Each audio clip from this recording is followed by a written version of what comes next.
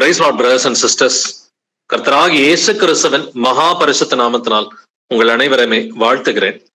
கர்த்தருடைய வருகையை நாம் எல்லோருமே எதிர்பார்த்தவர்களா இருக்கிறோம். சோ அவர் நமக்கு சத்தியத்தை வெளிப்படுத்தி இருக்கிறார். அந்த சத்தியத்துக்கு கீழ்ப்படியணும் அப்படின்ற ஒரு வாஞ்சை நம்ம எல்லோருக்குமே இருக்குது. அவர் வரும் மட்டும் அவருக்கு உண்மையுள்ள பிள்ளைகளா இருக்கணும், பரிசுத்தம் உள்ள பிள்ளைகளா இருக்கணும் அப்படின்றத நம்ம எதிர்பார்க்கிறோம்.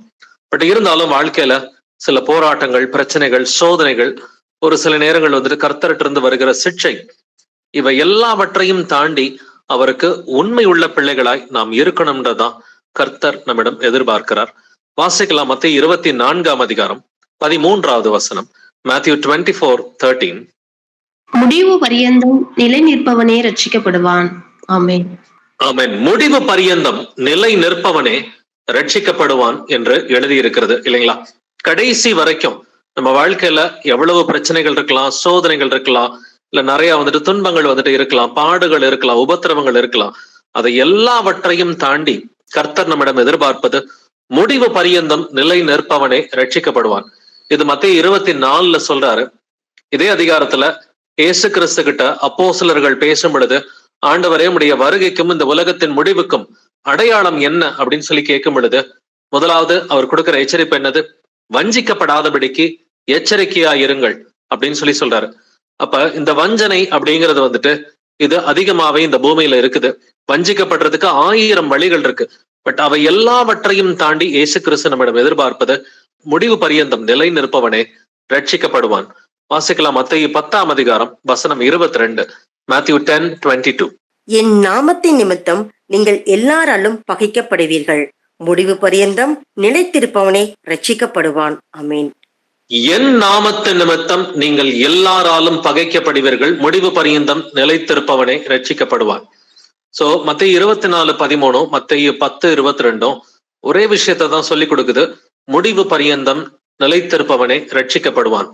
ஆனா இந்த வசனத்துல மத்தேயு 10:22 என் நாமத்து நிமித்தம் நீங்கள் எல்லாராலும் பகைக்கப்படுவீர்கள் அப்படின்னாக்க, இது மேலோட்டமா நீங்க பாத்தீங்கன்னா இந்த வசனத்தை கிறிஸ்தவர்கள் என்பதற்காக நாம் எல்லோராலும் பகைக்கப்படுவோம் அப்படின்னு இதை மேலோட்டமா நம்ம எடுத்துக்கலாம், லிட்டரலா எடுத்து பாத்தீங்கன்னா.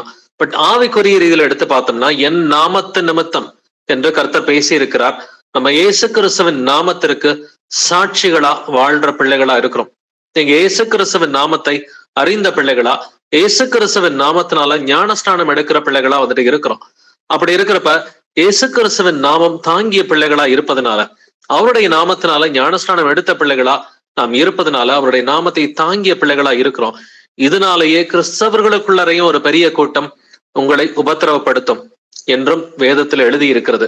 அப்ப இந்த பகை எதனால வருதுன்னு பாத்தீங்கன்னா, என் நாமத்து நிமித்தம் அப்படின்னு சொல்லிதான் கர்த்தர் சொல்றாரு. மார்க் 4ஆம் அதிகாரம் 17வது வசனம் வாசிக்கலாம்.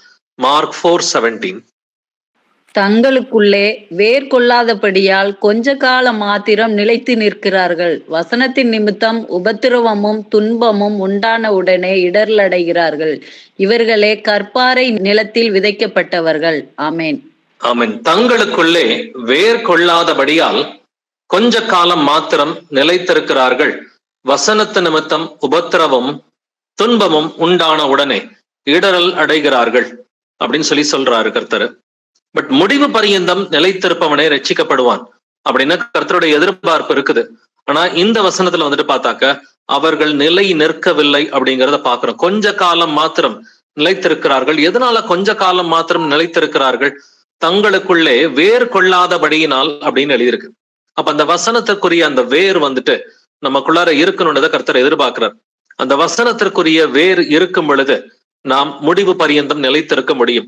அந்த வசனத்திற்குரிய அந்த ஆணி வேர் இல்லைன்னு சொன்னாக்க கொஞ்ச காலம் மாத்திரமே இவர்கள் நிலைத்திருப்பார்கள். அப்ப இந்த முடிவு பரியந்தம் நிலைத்திருக்கணும்னாக்க அந்த வசனத்துல உறுதியா நிக்கணும். வசனத்துல உறுதியா இல்லை அப்படின்னு சொன்னாக்க இவர்கள் கொஞ்ச காலம் மாத்திரமே நிலைத்திருப்பார்கள். அப்ப முடிவு பரியந்தம் நிலைத்திருப்பதற்கு கர்த்தருடைய நாமம் தாங்கிய பிள்ளைகளா இருக்கணும். என் நாமத்து நிமித்தம் நீங்கள் எல்லாராலும் பகைக்கப்படுவீர்கள் அப்படின்னு கர்த்தர் சொல்றாரு. இன்னைக்கு கூட ரொம்ப மூத்த ஒரு ஊழியக்காரனை சந்திக்கிறதுக்கு நாங்க ஒரு 3 சகோதரர்கள் போயிருந்தோம். நல்லா அவருடைய அனுபவத்தை எல்லாம் சொன்னாது. ஸோ வயசுல மூத்தவர்ன்றதுனால பொறுமையா அவர் சொல்றதெல்லாம் கேட்டுக்கிட்டு இருந்தோம். அதன் பிறகு நமக்கு கர்த்தர் வெளிப்படுத்திய காரியங்களை சொல்லிக்கிட்டு வந்தோம். எல்லாமே கேட்டுக்கிட்டே வந்தாரு.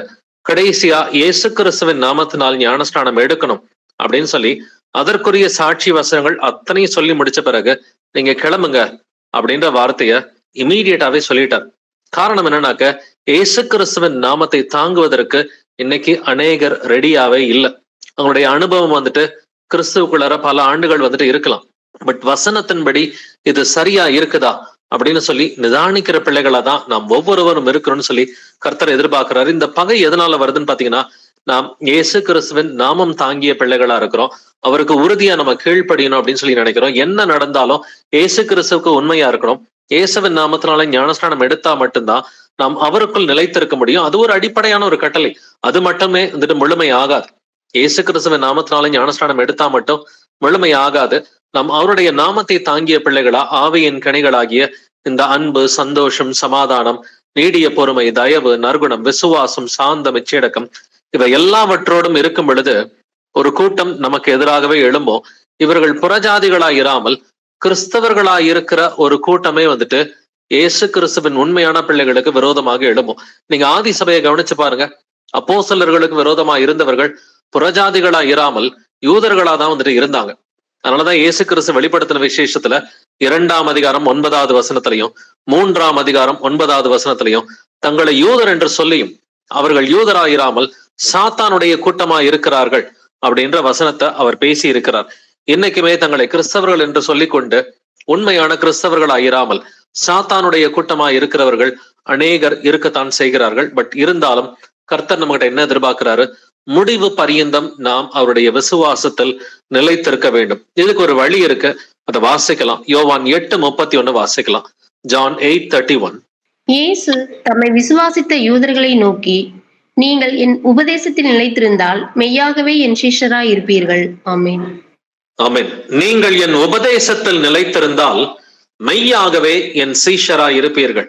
அப்ப இயேசு கிறிஸ்துவின் உபதேசத்துல முடிவு பரியந்தம் நிலைத்திருந்தாக்க இயேசு கிறிஸ்துவுக்கு உண்மை உள்ள சீஷர்களாய் இருக்க முடியும். அவருடைய கட்டளைகளை நாம் கை கொள்ளும் பொழுது, அவருடைய வசனத்தை தியானிக்கும் பொழுது, அந்த வசனத்திற்கு நாம் கட்டுப்பட்டு நடக்கும் பொழுது, பயந்திருக்கும் பொழுது பாத்தீங்கன்னா இயேசு கிறிஸ்துவுக்கு உண்மையான சீஷர்களாய் இருக்க முடியும்னு சொல்லி கர்த்தர் நமக்கு சொல்லி கொடுக்கிறார். அப்படின்னா அவரில் நிலைத்திருப்பதுனா என்னது? அவருடைய வசனத்தில் நிலைத்திருப்பதான் கர்த்தருக்குள் நிலைத்திருப்பது. வாசிக்கலாம். யோவான் 15ஆம் அதிகாரம் 4வது வசனம். ஜான் 15:4. என்னில் நிலைத்திருங்கள், நானும் உங்களில் நிலைத்திருப்பேன். கொடியானது திராட்சை செடியில் நிலைத்திராவிட்டால் அது தானாய் கனி கொடுக்க மாட்டாதது போல நீங்களும் என்னில் நிலைத்திராவிட்டால் கனி கொடுக்க மாட்டீர்கள். ஆமீன். ஆமென். என்னில் நிலைத்திருங்கள், நானும் உங்களில் நிலைத்திருப்பேன். கொடியானது திராட்சை செடியில் நிலைத்திராவிட்டால் அது தானாய் கனி கொடுக்க மாட்டாதது போல நீங்களும் என்னில் நிலைத்திராவிட்டால் கனி கொடுக்க மாட்டீர்கள். இங்க நிலைத்திருத்தல் அப்படின்ற வார்த்தை எத்தனை முறை இருக்குன்றதை கவனிச்சு பாருங்க. என்னில் நிலைத்திருங்கள், இது முதல் தடவை. நானும் உங்களில் நிலைத்திருப்பேன், இது 2வது முறை. கொடியானது திராட்சை செடியில் நிலைத்திராவிட்டால், இது 3வது முறை வந்துட்டு. அதே போல நீங்களும் என்னில் நிலைத்திராவிட்டால், ஒரு வசனத்திலே 4 முறை நிலைத்திருத்தல் அப்படின்ற வார்த்தை வந்துட்டு எழுதப்பட்டிருக்கு. இதைத்தான் அடிப்படை வசனமா இன்னைக்கு நம்ம படிச்சோம். முடிவு பரியந்தம் நிலைத்திருப்பவனே ரட்சிக்கப்படுவான். அப்ப முடிவு பரியந்தம் நிலைத்திருக்கணும்னு சொன்னாக்க இயேசு கிறிஸ்துவுக்குள்ளார நிலைத்திருக்கணும். இதைத்தான் யோவான் 15ஆம் அதிகாரத்துல இயேசு கிறிஸ்து நமக்கு சொல்லி கொடுக்கிறாரு, என்னில் நிலைத்திருங்கள். அப்ப இயேசு கிறிஸ்துவுக்குள்ளார நிலைத்திருத்தல் என்றால் என்ன? நானும் உங்களில் நிலைத்திருப்பேன் அப்படிங்கிறாரு. அப்ப நம்ம இயேசு கிறிஸ்துவுக்குள்ளார நிலைத்திருத்தல் என்பது அவருடைய வசனத்தில் நிலைத்திருப்பது. அவருடைய வசனத்தை இரவும் பகலும் தியானித்து ஒவ்வொரு விஷயத்துக்கும் வசனத்தை தாங்க அப்ளை பண்ணணும். பிராக்டிக்கலா வர எல்லா கேள்விகளுக்கும் வசனத்தை தான் வந்துட்டு அப்ளை பண்ணணும். ஒண்ணு வசனம் இல்ல அதுல தெளிவு நமக்கு உறுதியா கிடைக்கலன்னா ஜெபிக்கலாம். சோ 1 வசனம், 2வது ஜெபம். இந்த 2 மூலமா வந்துட்டு கர்த்தருடைய சித்தம் என்னதுன்றத ஈஸியாவே தெரிஞ்சுக்கலாம். தேவனுடைய நன்மையும் பிரியமும் பரிபூரணமான சித்தத்தை நாம் உணர்ந்தவர்களா இருக்கணும். இல்லைன்னாக்க மதியற்றவர்கள் என்று வேதம் சொல்கிறது இல்லைங்களா? தேவனுடைய சித்தத்தை வந்துட்டு தெரிஞ்சுக்கணும். 2வது தேவனுடைய சித்தத்தை செய்யணும். ஒரு சிலர் தேவனுடைய சித்தத்தை தெரிஞ்சும் செய்ய மாட்டாங்க. ஒரு சிலருக்கு தேவனுடைய சித்தம் என்னன்றதே தெரியாது. அப்ப நாம் தேவனுடைய சித்தத்தை தெரிந்த பிள்ளைகளாகவும் இருக்கணும். அந்த தேவனுடைய சித்தத்தை வந்துட்டு செய்கிற பிள்ளைகளாகவும் இருக்கணும். அதை செய்யும் பொழுது சந்தோஷத்தோடு உற்சாகத்தோடு கீழ்ப்படுகிற பிள்ளைகளா நம்ம காணப்படணும்னு சொல்லி இயேசு கிறிஸ்து நமக்கு எதிர்பார்க்கிறாரு. அப்படின்னாக்க நாம் முடிவு பரியந்தம் நிலைத்திருப்பது, கிறிஸ்துவுக்குள் நிலைத்திருப்பதுன்னு சொன்னா அவருடைய வசனத்தில் நிலைத்திருப்பது என்பதுதான் அர்த்தமா இருக்கிறது. வாசிக்கலாம். யோவான் 15ஆம் அதிகாரம் 7வது வசனம். John 15:7. நீங்கள் என்னிலும் என் வார்த்தைகள் உங்களிலும் நிலைத்திருந்தால் நீங்கள் கேட்டுக்கொள்வது எதுவோ அது உங்களுக்கு செய்யப்படும். ஆமென். ஆமென். நீங்கள் என்னிலும் என் வார்த்தைகள் உங்களிலும் நிலைத்திருந்தால், அப்ப நீங்கள் என்னிலும் என் வார்த்தைகள் உங்களிலும் அப்படிங்கிறார். அப்ப இயேசு கிறிஸ்துவின் வார்த்தைகள் நம்ம இருதயத்துல இருந்தாக்க நீங்கள் கேட்டுக்கொள்வது எதுவோ அது உங்களுக்கு செய்யப்படும். அநேக கிறிஸ்தவர்களுக்கு அவங்களுடைய ஜெபங்கள் வந்துட்டு கேட்பது கிடையாது. அவங்க கர்த்தர்கிட்ட ஜெபிக்கிற ஜெபத்தை வந்துட்டு கர்த்தர் கேட்டு பதில் கொடுப்பது கிடையாது. அதுக்கு காரணம் என்னன்னா, இயேசு கிறிஸ்துவின் வார்த்தைகள் அவங்களுடைய இருதயத்துல கிடையாது. இயேசு கிறிஸ்துவின் வார்த்தைகள் இருதயத்துல இல்லாம அவருக்கு கீழ்ப்படியாம இருந்தா நம்முடைய ஜெபங்களை இயேசு கிறிஸ்து கேட்க மாட்டார் அப்படின்றத நல்லா தெரிஞ்சுக்கணும்.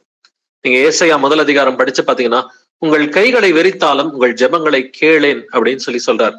அப்ப கையை விரிச்சு ஜெபம் பண்ணா கூட கேட்க மாட்டேங்கிறார். அதுக்கு காரணம் என்னது?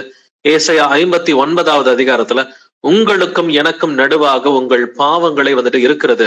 அதனால முதலாவது பாவ அறிக்கை பண்ணி பாவங்களை வந்து நீக்கி போட்டுட்டோம்னா அதன் பிறகுதான் இயேசு கிறிஸ்து நமது ஜெபத்தை கேட்பார். தன் பாவங்களை மறைக்கிறவன் வாழ்வடைய மாட்டான், அவைகளை அறிக்கை செய்து விட்டு விடுகிறவனோ இரக்கம் பெறுவான் என்று எழுதியிருக்கிறது. அப்படின்னாக்க நம்முடைய பாவங்கள் எல்லாவற்றையும் அறிக்கை செய்து கம்ப்ளீட்டா விட்டுட்டு அதன் பிறகு உங்களுடைய விண்ணப்பங்களை நீங்க இயேசு கிறிஸ்து கிட்ட தெரியப்படுத்தி பாருங்க. அவருடைய நாமத்தினால நீங்க கேட்கிற எல்லா விஷயத்தையும் அவர் உங்களுக்கு கொடுக்கிற தேவனா வந்துட்டு இருக்கிறார். அதனால இயேசு கிறிஸ்துவோட நாமத்துடைய பவரை வந்துட்டு நம்ம நல்லாவே புரிஞ்சுக்கணும். அந்த நாமத்துக்கு பாத்திரவான்களா இருக்கணும். அப்படின்னு சொன்னாக்க முதல்ல வசனம் என்ன சொல்லுது? கிறிஸ்துவின் நாமத்தை சொல்லுகிற எவனும் அநியாயத்தை விட்டு விலக கடவன் என்று எழுதியிருக்கிறது. அப்ப இயேசு கிறிஸ்துவின் நாமத்தினால நான் ஞானசான் எடுத்திருக்கிறேனா? அவருடைய நாமத்தை சொல்லுகிற கிறிஸ்தவன் கிறிஸ்தவள் என்கிற பெயரோடு நான் இருக்கிறேனா அப்படின்னாக்கா அநியாயத்தை விட்டு நான் விலகணும்.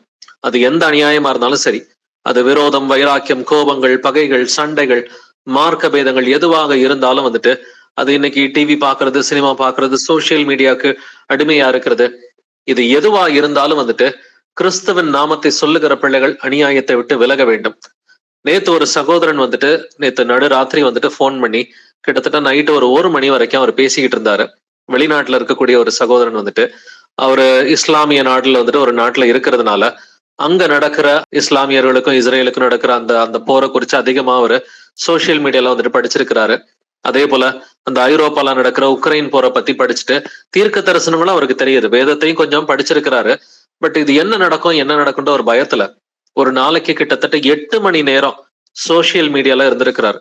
பிரதர்ஸ் சிஸ்டர்ஸ் நல்லா கேட்டுங்க, 1 மணி நேரம் 2 மணி நேரம் இல்ல, அவருடைய வாயிலிருந்து வந்தது 8 மணி நேரம். ஏன்னா ஒரு சில கேள்விகள் கேட்டுக்கிட்டே இருந்தாரு. கடைசி கால தீர்க்க தரிசனங்களை குறித்து, இயேசு கிறிஸ்துவின் வருகையை குறித்து, 3ஆம் உலக போரை குறித்து, இதை குறிச்செல்லாம் வந்துட்டு ஒரு சில கேள்விகள் கேட்கும் பொழுது பதில் சொல்லிக்கிட்டே இருக்கும் பொழுது ஆவியானவர் உணர்த்தினாரு, இவர் வந்துட்டு சோசியல் மீடியாவுக்கு அடிமையா இருக்கிறாரு, எப்பொழுதுமே ஃபேஸ்புக், வாட்ஸ்அப், ட்விட்டர் இதுக்கு அடிமையா இருக்கிறாருன்றதை வந்துட்டு ஆண்டவர் உணர்த்தினாரு. அவர்கிட்ட ஒரு கேள்வி கேட்க வச்சாரு, நீங்க ஒரு நாளைக்கு எவ்வளவு நேரம் செல்போன்ல செலவு பண்ணுவீங்க? குறிப்பா இந்த மாதிரி நியூஸ் படிக்கிறேன், பைபிள் சம்பந்தமான நியூஸ் தான் படிக்கிறேன்னு சொல்லிட்டு எவ்வளவு நேரம் செலவு பண்ணுவீங்க அப்படின்னு கேட்டதுக்கு 8 மணி நேரம் அப்படின்ற பதில சொன்னார். எனக்கு கேட்டப்ப ரொம்ப ஷாக் ஆயிடுச்சு. 8 மணி நேரம் வந்துட்டு சோசியல் மீடியால செலவு பண்ணிட்டு, ஆனா பைபிள் வாசிக்கிறது கிடையாது, ஜெபிக்கிறதையும் வந்துட்டு இப்ப ரீசெண்டா வந்துட்டு விட்டுட்டாரு. அதிகமா நியூஸ படிச்சு அவருக்குள்ளார வந்துட்டு அந்த சோசியல் மீடியாக்குரிய அசுத்தாவி அவரை கம்ப்ளீட்டாவே டேக் ஓவர் பண்ணிடுச்சு.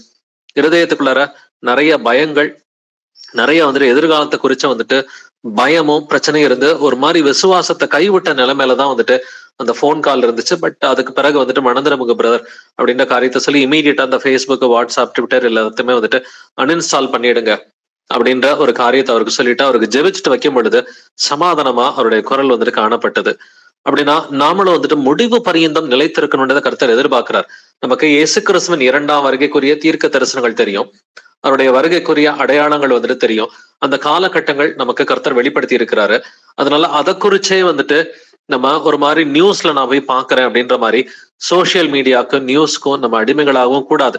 ஏன்னா கேட்டுக்கு போகிறப்ப வாசல் வந்துட்டு அது வந்துட்டு விசாலமான ஒரு வாசல் என்று எழுதி இருக்கிறது இல்லைங்களா? பட் அப்படின்னாக்க நம்ம பரலோக ராஜ்யத்துக்கு போகணும் அப்படின்னு சொன்னாக்க அந்த வாசல் வந்துட்டு குறுகலான ஒரு வாசல் தான்.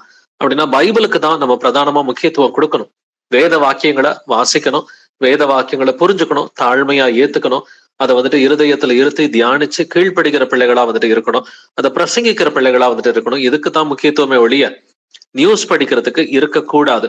சோ நமக்குள்ளார யாராவது அதிகமா இந்த நியூஸுக்கோ சோசியல் மீடியாக்கோ நம்ம அதிகமா முக்கியத்துவம் கொடுக்கிறவர்களா இருந்தா எந்த ஒரு சகோதரனுடைய சாட்சியை கேட்டுட்டு நாம மணந்துடணும். ஏன்னா அதுல அதிகமா இறங்கிட்டோம்னு சொன்னாக்க அதை குறித்த அந்த ஆன்சைட்டிஸ், அந்த ஃபியர், அது வந்துட்டு ஒரு மனுஷனை டேக் ஓவர் பண்ணிரும். சோ இயேசு கிறிஸ்து நமக்கு எச்சரிப்பது, நீங்கள் என்னிலும் என் வார்த்தைகள் உங்களிலும் நிலைத்திருந்தால். அப்ப அந்த வார்த்தை நமக்குள்ளார நிலைக்கணும்னு சொன்னாக்க வேற எதுக்குமே இருதயத்துல கதவு திறக்க கூடாது. இந்த உலகத்தின் காரியங்களுக்கு எதுக்குமே நம்முடைய இருதயத்துல கதவுகளை திறக்கக்கூடாது. இயேசு கிறிஸ்துவின் வார்த்தைக்கு மட்டும்தான் என்னுடைய இருதயத்துல இடம் இருக்குதுன்னு சொல்லி உறுதியா நிற்கிற பிள்ளைகளாய் நாம் இருக்க வேண்டும். யோவான் 15:10 வாசிக்கலாம். John 15:10. நான் என் பிதாவின் கற்பனைகளை கைக்கொண்டு அவருடைய அன்பிலே நிலைத்திருக்கிறது போல நீங்களும் என் கற்பனை கை கொண்டிருந்தால் என்னுடைய அன்பிலே நிலைத்திருப்பீர்கள். ஆமென். நான் என் பிதாவின் கற்பனைகளை கை கொண்டு அவருடைய அன்பிலே நிலைத்திருக்கிறது போல. நிலைத்திருத்தல் என்றால் என்ன? நீங்களும் என் கற்பனைகளை கை கொண்டிருந்தால் என்னுடைய அன்பிலே நிலைத்திருப்பீர்கள். அப்ப இயேசு கிறிஸ்துவுக்குள்ளார நான் நிலைச்சிருக்கிறேன்னு சொன்னா அது எப்படி சொல்ல முடியும்? அவருடைய கற்பனைகளை கை கொண்டுதான் வந்துட்டு இயேசு கிறிஸ்துவின் அன்பிலே நிலைத்திருக்க முடியும் அப்படின்றத நம்ம நல்லாவே வந்துட்டு தெரிஞ்சுக்கணும். அப்படின்னா முடிவு பரியந்தம் நிலைத்திருப்பவனே ரட்சிக்கப்படுவான் அப்படின்னு சொன்னாக்க அந்த முடிவு பரியந்தம் நிலைத்திருப்பது எப்படி? முடிவு பரியந்தம் நிலைத்திருக்கணும்னா அவருடைய வசனத்தில் நிலைத்திருக்கணும். அவருடைய வசனத்தில் நிலைத்திருக்கிறதுனா அவருடைய கட்டளைகளை கடைபிடிக்கிற பிள்ளைகளா, கீழ்ப்படுகிற பிள்ளைகளுக்கு பெயர் தான் கிறிஸ்தவர்கள் என்று வேதம் சொல்கிறது. அப்போஸ்தலர் 11:26 நம்ம வாசிக்கும் பொழுது பாத்தீங்கன்னாக்க யாருக்கு கிறிஸ்தவர்கள் என்ற பெயர் வழங்கப்பட்டது? அந்தியோக்கியாவிலே வந்துட்டு சீஷர்களுக்கு கிறிஸ்தவர்கள் என்ற பெயர் வழங்கிற்று என்று எழுதியிருக்கிறது. வாசிக்கலாம். 1 யோவான் 3:6. 1 John 3:6. அவரில் நிலைத்திருக்கிற எவனும் பாவம் செய்கிறதில்லை. பாவம் செய்கிற எவனும் அவரை காணவும் இல்லை, அவரை அறியவும் இல்லை. ஆமென். அவரில் நிலைத்திருக்கிற எவனும் பாவம் செய்கிறது இல்லை. இந்த நிலைத்திருத்தல் அப்படின்ற வார்த்தையை கவனிச்சுக்கங்க. அவரில் நிலைத்திருக்கிற எவனும் பாவம் செய்கிறது இல்லை. முடிவு பரியந்தம் நிலைத்திருப்பவனே ரட்சிக்கப்படுவான். அவரில் நிலைத்திருக்கிற எவனும் பாவம் செய்கிறது இல்லை. அப்ப இயேசு கிறிஸ்துவுக்குள்ளார நிலைச்சிருக்கிறதுனா அவருடைய வசனத்தில் நிலைத்திருத்தல், அவருடைய கற்பனைகளை கை கொள்ளுதல், இதுதான் இயேசு கிறிஸ்துவுக்குள் நிலைத்திருத்தல் என்று வேதம் சொல்கிறது. பட் பாவம் செய்கிறது இல்லை. நம்ம போன வாரம் இந்த பாவத்தை குறித்து பார்த்தோம். சாவுக்கு ஏதுவான பாவம், சாவுக்கு ஏதுவல்லாத பாவம் அப்படிங்கிற அந்த ஒரு தலைப்புல வந்துட்டு பார்த்தோம். சாவுக்கு ஏதுவான பாவம் என்றால் ஒரே பாவத்தை தப்புன்னு தெரிஞ்சுக்கிட்டு திரும்ப திரும்ப திரும்ப திரும்ப செய்யறது, இதுதான் வந்துட்டு சாவுக்கு ஏதுவான பாவம். நல்லாவே வந்துட்டு அது தவறுண்டு வேத வாக்கியத்தின் அடிப்படையிலே தெரியும். அதை தெரிஞ்சுக்கிட்டு தொடர்ந்து வந்துட்டு பல வாரங்களா இல்ல பல மாதங்களா வந்துட்டு அந்த ஒரே பாவத்தில் நிலைத்திருத்தல், இது கர்த்தர் வெறுக்கிற ஒரு பாவமா இருக்கிறது. இது 1 யோவான் 3:6, 1 யோவான் 3:9 இதை போன்ற அநேக வசனங்களை வச்சு நம்ம புரிஞ்சுக்கிட்டோம். பட் பாவம் செய்கிற எவனும் அவரை காணவும் இல்லை, அவரை அறியவும் இல்லை என்று எழுதியிருக்கிறது. அப்படின்னா இயேசு கிறிஸ்துவை பத்தி தெரிஞ்சாலும் அவருடைய வசனங்கள் தெரிஞ்சாலும் தொடர்ந்து ஒருத்தர் பாவத்துல இருந்தாக்க அவங்கள பத்தி என்ன எழுதியிருக்குது? அவர்கள் அவரை காணவும் இல்லை, அவரை அறியவும் இல்லை. இயேசு யாருன்னே தெரியல அப்படின்னுதான் வேதம் சொல்லுது. அப்ப இயேசுவுக்குள் நிலைத்திருத்தல் என்றால் என்ன? அவரில் நிலைத்திருக்கிற எவனும் பாவம் செய்கிறது இல்லை. அப்படின்னா அவரில் நிலைத்திருப்பதுனா வசனத்தில் நிலைத்திருப்பது, கட்டளைகளை கை கொள்வது, பாவம் செய்யாத ஒரு வாழ்க்கை வாழ்வது. தொடர்ந்து வாசிக்கலாம். 1 யோவான் 3:24, 1 John 3:24. அவருடைய கட்டளைகளை கை கொள்ளுகிறவன் அவரில் நிலைத்திருக்கிறான், அவரும் அவனில் நிலைத்திருக்கிறார். அவர் நம்மில் நிலைத்திருக்கிறதை அவர் நமக்கு தந்தருளின ஆவியினாலே அறிந்திருக்கிறோம். ஆமென். இந்த நிலைத்திருத்தல் அப்படின்ற வார்த்தைய இந்த வசனத்துல கவனிச்சு பாருங்க. 2-3 இடத்துல ஒரே வசனத்துக்குள்ளார இருக்குது. அவருடைய கட்டளைகளை கை கொள்ளுகிறவன் அவரில் நிலைத்திருக்கிறான், அவரும் அவனில் நிலைத்திருக்கிறார். அப்ப கட்டளையை கடைபிடிச்சா மட்டும்தான் இயேசு கிறிஸ்துவுக்குள்ளார நான் நிலைச்சிருக்கிறேன், அதாவது முடிவு பரியந்தம் நிலைத்திருக்க முடியும் அப்படிங்கிற ஒரு நம்பிக்கை, விசுவாசம் நமக்குள் இருக்கும். அப்ப நம்ம எல்லோருமே அவருடைய கட்டளைகளை கடைபிடிக்கிறோமா? நம்மை நாமே நிதானித்து அறிவோம். இப்ப நானும் என் வீட்டாரும் கர்த்தரையே சேவிப்போம் அப்படிங்கிற வசனத்தை அநேகர் வந்துட்டு நல்ல வாஞ்சியோட வந்துட்டு சொல்லுவாங்க.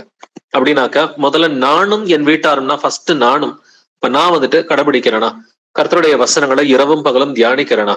கர்த்தருடைய வசனத்தை வந்துட்டு நான் வந்துட்டு இருதயத்துல இருத்தி நான் அதை வந்துட்டு யோசிச்சு பார்த்து என்னுடைய வழிகளை மாத்திக்கிட்டு நான் அதுக்கு கீழ்ப்படுகிறேனா?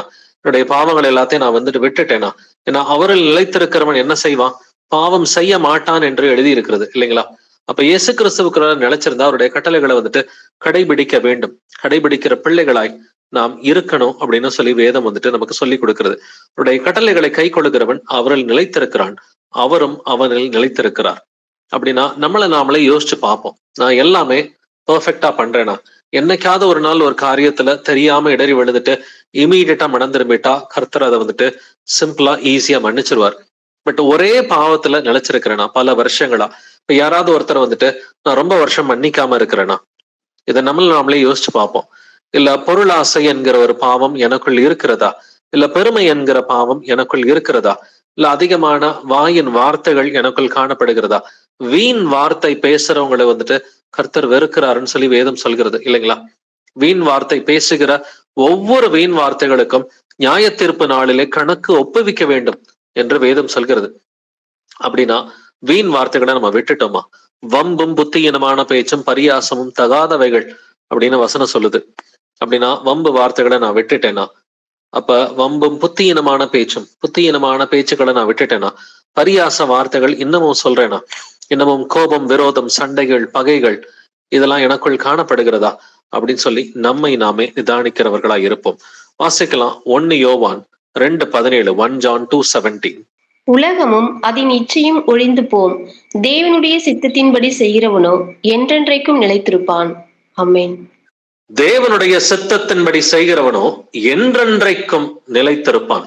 முடிவு பரியந்தம் நிலைத்திருப்பவனை ரட்சிக்கப்படுவான் அப்படிங்கிறத நம்ம வாசிக்க கேட்டோம். ஆனா தேவனுடைய சித்தத்தின்படி நீங்க செஞ்சீங்கன்னா நீங்கள் என்றென்றும் நிலைத்திருப்பீர்கள் என்று வேதம் சொல்கிறது. அப்ப தேவனுடைய சித்தத்தின்படி, அப்ப தேவனுடைய சித்தம்னா என்னது? நமக்கு ரோமர் 12ஆம் அதிகாரத்துல அந்த 2வது வசனத்துல இருக்கிற தேவனுடைய நன்மையும் பிரியமும் பரிபூரணமான சித்தத்தை பத்தி நம்ம ஏற்கனவே கேட்டிருக்கிறோம். தேவனுக்கு நம்மை குறித்த ஒரு நன்மையும் பிரியமும் பரிபூரணமான ஒரு சித்தம் இருக்குது. முதல்ல அந்த சித்தத்தை நம்ம தெரிஞ்சு வச்சுக்கணும். 2வது, அந்த சித்தத்துக்கு நாம் மனப்பூர்வமாக கீழ்ப்படியணும். நிறைய பேருக்கு தேவனுடைய சித்தம் என்னன்றது தெரிய மாட்டேங்குது. தேவனுக்கு சித்தம் இல்லாத காரியத்தை நீங்க செய்யும் பொழுது அதுல ஒரு பிரச்சனையில போய் நம்ம மாட்டிக்குவோம் இல்லைங்களா? தேவனுக்கு சித்தம் இல்லாத ஒரு காரியத்தை செய்யும் பொழுது அது எந்த ஒரு காரியமா இருக்கலாம், அது வேலை செய்யறதா இருக்கலாம், இல்ல வீட்டு காரியங்களா இருக்கலாம், பிள்ளைகளோட படிப்பா இருக்கலாம், இல்ல பிள்ளைகளோட திருமணமா இருக்கலாம். அது எதுவா இருந்தாலும் தேவனுடைய சித்தம் இல்லாத ஒரு காரியத்தை செஞ்சாக்க நாம் அதில் வருத்தப்படுவோம், கஷ்டப்படுவோம். சோ முதல்ல தேவனுடைய சித்தத்தை தெரிஞ்சுக்கணும். 2வது, சித்தத்தை தெரிஞ்சோம் அதை செய்யாதவர்களை நம்ம வேதத்துல வந்துட்டு பாக்குறோம். தேவனுடைய சித்தம் தெரிஞ்சோம் செய்யாதவர்கள் வந்துட்டு சவுல் ராஜாவை நமக்கு தெரியும், இல்ல பெலையாம் தீர்க்கதரிசி தெரியும், யூதாஸ் காரியத்தை பத்தி நமக்கு வந்துட்டு தெரியும், அனனியா சப்பராவை பத்தி வந்துட்டு தெரியும், காயினை பத்தி நமக்கு தெரியும். இவர்கள் எல்லோருமே தேவனுடைய சித்தத்தை அறிந்திருந்தும் அதை செய்யறதுல இவர்களுக்கு விருப்பம் இல்லாம இருந்துச்சு. விருப்பம் இல்லாம இருந்ததுனால கர்த்தர் இவர்களை தண்டித்தார் அப்படிங்கிறத வந்துட்டு பாக்குறோம். சோ தேவனுடைய சித்தத்தை தெரிந்த பிள்ளைகளாகவும் இருக்கணும். அதே போல வந்துட்டு தேவனுடைய சித்தத்தின்படி மனப்பூர்வமா கீழ்ப்படுகிற பிள்ளைகளாகவும் நம்ம இருக்கணும். அப்ப தேவனுடைய சித்தத்தின்படி செய்கிறவனும் என்றென்றைக்கும் நிலைத்திருப்பான் என்று எழுதியிருக்கிறது. அப்ப என்றென்றைக்கும் நிலைத்திருக்கும் பொழுது இயேசு கிறிஸ்துவின் வருகை மட்டும் நிலைத்திருப்பது அது பெரிய காரியமா?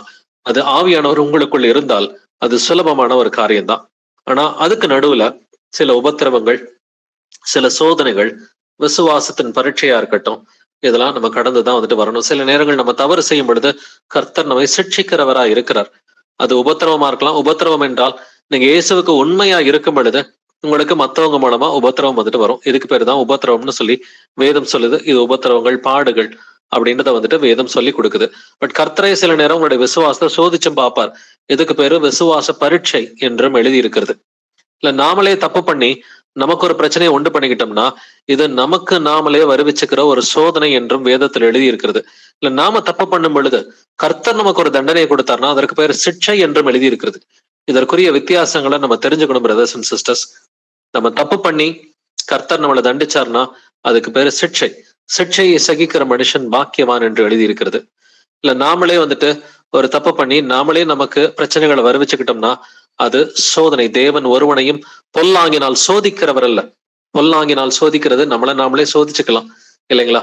பட் கர்த்தர் வந்துட்டு நம்ம உண்மையாதான் இருக்கிறோமா அப்படின்றத டெஸ்ட் பண்ணி பார்க்கணும்னா ஆபிரகாமின் விசுவாசத்தை சோதித்தது போல அவர் விசுவாசத்துக்குரிய ஒரு பரீட்சை, டெஸ்ட் ஆஃப் ஃபெய்த் அப்படின்னு சொல்லி எழுதியிருக்குது. இந்த விசுவாசத்தின் பரீட்சையை வந்துட்டு அவர் வைக்கலாம். நீங்க நல்ல உண்மையும் உத்தமமா கர்த்தருக்கு ஊழியம் பாக்குறீங்க அப்படின்றப்ப உங்களுக்கு நிறைய ரிவார்டு கொடுக்கணும்னு சொல்லி கர்த்தர் முடிவு பண்ணிட்டாருன்னா, உங்களுக்கு யாரு மூலமாவது ஒரு உபத்திரவம் வரத கர்த்தர் அனுமதிப்பாரு. நீங்க அதை வந்துட்டு பொறுமையோட சகிக்கிறப்ப உங்களுக்கு அதிகமா ரிவார்டு வந்துட்டு கர்த்தர் கொடுப்பார். ஸோ இதெல்லாம் லெவல்ஸ் நிறைய இருக்குது.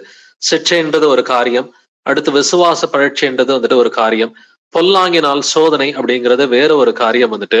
ஸோ இதே போல உபத்திரவம்ன்றது வேற ஒரு காரியம். வேற வேற ரீசன்ஸ் வந்துட்டு இதுக்கு பைபிள்ல வந்துட்டு கர்த்தர் நமக்கு கொடுத்திருக்கிறார்.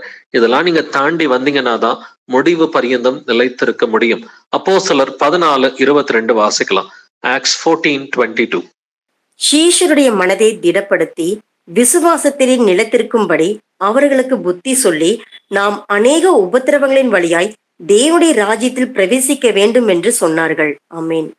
நாம் அநேக உபத்திரவங்களின் வழியாய் தேவனுடைய ராஜ்யத்தில் பிரவேசிக்க வேண்டும் என்று சொன்னார்கள். அப்ப உபத்திரவத்தின் மூலமா தான் தேவனுடைய ராஜ்யத்தில் பிரவேசிக்க முடியும். சோ இன்னைக்கு நாங்க ஒரு சகோதரனை வந்துட்டு சந்திச்சோம். அவருக்கு ஒரு 8 வருஷத்துக்கு முன்னாடி கால் உடைஞ்சது.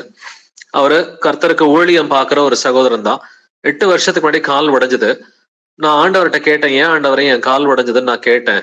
இது வந்துட்டு உனக்கு நான் பாடுகளை அனுபவிக்கிறேன்னு ஆண்டவர் என்கிட்ட சொன்னாருன்னு சொன்னாரு. பட் வசனத்தின்படி அது தவறுன்றது அவருக்கு புரியவே இல்லை. நீதிமானுடைய எலும்புகள் முறிக்கப்படுவதில்லை என்று வேதம் சொல்கிறது இல்லைங்களா? நீதிமான்களுடைய எலும்புகள் முறிக்கப்படுவதில்லை. அப்ப நீதிமானா இருந்தா எலும்பு முறிபடாது. அப்ப நீதிமானா இல்லைனாக்க எலும்பு முறிபடும். இது கர்த்தருடைய சிக்ஷை. ஒரு மனுஷனுக்கு கையோ காலோ உடையுது, எலும்பு முறியுதுன்னு சொன்னா இது சிக்ஷை என்றுதான் நம்ம எடுத்துக்கணுமே ஒழிய இது கர்த்தர் நம்ம ஜெபிச்சு கூட கேட்க வேண்டிய அவசியம் இல்லை. நான் வேதமே நம்ம நிதானிக்கக்கூடிய கிருபையை நமக்கு கொடுக்குது. வேத வாக்கியங்களை நிதானிக்கக்கூடிய கிருபையை கொடுக்குது. எலும்பு உடையுதுன்னு சொன்னாக்க அது நிச்சயமா வந்துட்டு உபத்திரவம் கிடையாது, அது பாடுகள் வந்துட்டு கிடையாது. அது கர்த்தர் நமக்கு கொடுக்கிற ஒரு சிக்ஷையா தான் வந்துட்டு இருக்குது. அந்த சிக்ஷையை வந்துட்டு பொறுமையோட சகிச்சாக்க புத்திரனை போல எண்ணி நடத்துகிறார் என்று வேதம் சொல்கிறது. அப்படின்னா அந்த போதிக்கிற சகோதரனுக்கு வயசு கிட்டத்தட்ட ஒரு 80 இருக்கும். ஆனா அவருக்கு சிக்ஷைக்கும் உபத்திரவத்துக்கும் ஒரு வித்தியாசம் வந்துட்டு தெரியாம இருக்குது. ஆனா வேதம் என்ன சொல்கிறது? நாம் அநேக உபத்திரவங்களின் வழியாய் தேவனுடைய ராஜ்யத்தில் பிரவேசிக்க வேண்டும். அப்ப உபத்திரவங்களின் வழியாய் பிரவேசிக்கணும்னா நீங்க இயேசுவுக்கு உண்மையா இருந்த ஊழியம் பார்க்கும் பொழுது தாங்க உபத்திரவமே வரும். நீங்க இயேசுவுக்கு உண்மையா இருந்து கீழ்ப்படியும் பொழுதுதான் உங்களுக்கு உபத்திரவம் வரும். சிக்ஷையை போய் உபத்திரவம்னு சொல்றது அது தவறு அப்படின்றத நம்ம புரிஞ்சுக்கணும். கர்த்தர் நம்ம தவறு செய்யும் பொழுது நம்மை தண்டிப்பது அது சிக்ஷை, அது டிசிப்ளின் இல்லைங்களா? அது கரெக்ஷன் இல்ல டிசிப்ளின் அப்படின்னு சொல்லி சொல்றோம். கரெக்ஷனையும் டிசிப்ளினையும் வந்துட்டு அது நம்ம உபத்திரவனும் தப்பா நினைச்சுக்க கூடாது. அப்ப உபத்திரவம் என்பது நீங்க இயேசு கிறிஸ்துவுக்கு உண்மையாக கீழ்ப்படியும் பொழுது, நாங்க கட்டட சபைக்கெல்லாம் போக மாட்டோம்பா, நாங்க வீட்டு சபைக்கு தான் போவோம் அப்படின்னு சொல்லும் பொழுது உங்களை நிறைய பேர் ஏளனமா பேசுவாங்க. நாங்க தசமபாகம் காணிக்கையெல்லாம் கொடுக்க மாட்டோம், ஆனா எங்களுக்கு சமநிலை பிரமாணம்னு ஒன்று இருக்குது. நாங்க இருதயத்துல ஆவியானவர் என்ன சொல்றாரோ அதை நாங்க வந்துட்டு விசுவாச குடும்பத்தாருக்கு நாங்க உதவி செய்வோம். எங்களுக்குள்ளார இருக்கிறவங்களுக்குள்ளார நாங்க யாராவது ஏழைகளுக்கு நாங்க உதவி செய்வோம். இந்த மாதிரி எங்களுக்கு ஆண்டவர் சொல்லி கொடுத்துருக்கிறாருன்னு சொன்னீங்கன்னா இதையும் குறிச்சு ஏளனமா பேசுறவங்க ஒரு சிலர் இருப்பாங்க. சோ இப்படி இயேசு கிறிஸ்துவ நாமத்தினாலதான் ஞானஸ்நானம் எடுக்கணும் அப்படின்னு சொன்னா இதுக்காகவும் உங்களை உபத்திரவப்படுத்துறவங்க ஒரு கூட்டம் இருக்கலாம். சோ உபத்திரவம் என்பது நீங்க இயேசு கிறிஸ்துவுக்கு உண்மையாக இருக்கும் பொழுது, உண்மையாக கீழ்ப்படியும் பொழுது, உண்மையாக ஊழியம் செய்யும் பொழுது உங்களுக்கு வருகிற அந்த பிரச்சனைகள் இதைதான் உபத்திரவம் என்று வேதம் சொல்கிறது. அப்ப உபத்திரவத்தின் வழியாதான் தேவனுடைய ராஜ்யத்தில் பிரவேசிக்க வேண்டும். அப்ப உபத்திரவம் வரும் பொழுதும் பொறுமையாதான் இருக்கணும்னு வேதம் சொல்லுது. சிக்ஷை வரும் பொழுது சகிக்கணும்னு வேதம் சொல்லுது. சோதனை வரும் பொழுதும் சகிக்கணும்னு வேதம் சொல்லுது. விசுவாசத்தின் பரீட்சையா இருந்தாலும் நம்ம பொறுமையாதான் இருக்கணும். அப்ப அது விசுவாசத்தின் பரீட்சையா இருக்கலாம், உங்களுக்கு ஒரு சிக்ஷையா இருக்கலாம், உபத்திரவமா வந்துட்டு இருக்கலாம், சோதனையா இருக்கலாம். எதுவா இருந்தாலும் நீங்கள் சகிக்கிறவர்களா இருக்க வேண்டும் என்று வேதம் எதிர்பார்க்கிறது. நீங்க சகிச்சீங்கன்னா அப்பதான் உங்களுக்கு நீடிய பொறுமை வளரும் என்றும் வேதம் சொல்லி கொடுக்கிறது. அப்ப அநேக உபத்திரவங்களின் வழியாதான் முடிவு பரியந்தம் நிலைத்திருக்க முடியும். வாசிக்கலாம் ரோமர் 8:17, ரோமன்ஸ் 8:17. நாம் பிள்ளைகளானால் சுதந்திரருமாமே, தேவனுடைய சுதந்திரரும் கிறிஸ்துவுக்கு உடன் சுதந்திரருமாமே. கிறிஸ்துவுடனே கூட நாம் மகிமைப்படும்படிக்கு அவருடனே கூட பாடுபட்டால் அப்படியாகும். ஆமேன். கிறிஸ்துவுடனே கூட நீங்க மகிமைப்படணும்னு சொன்னா முதல்ல என்ன பண்ணணும்? அவருடனே கூட பாடுபட்டால் அப்படியாகும். அப்ப பாடுகள் என்பது உபத்திரவத்தை குறிக்கிறது தான் பாடுகள். இந்த உபத்திரவம் பாடுகள் எதனால வருவதா இருக்க வேண்டும்? இது நீங்க இயேசுவுக்கு உண்மையா கீழ்ப்படுகிறதன் மூலமா அல்லது அவருடைய வசனத்தை உண்மையா போதிக்கிறதன் மூலமா, இதன் மூலமா தான் உங்களுக்கு பாடுகளும் உபத்திரவங்களும் வரும். ஒரு சிலர் சொல்லி நான் கேள்விப்பட்டிருக்கேன், என் கணவர் தான் எனக்கு ஒரு பெரிய சிலுவையா இருக்கிறாங்க, இல்ல என் மனைவி தான் எனக்கு பெரிய வந்துட்டு உபத்திரவம் பாடுன்னு சொல்லுவாங்க.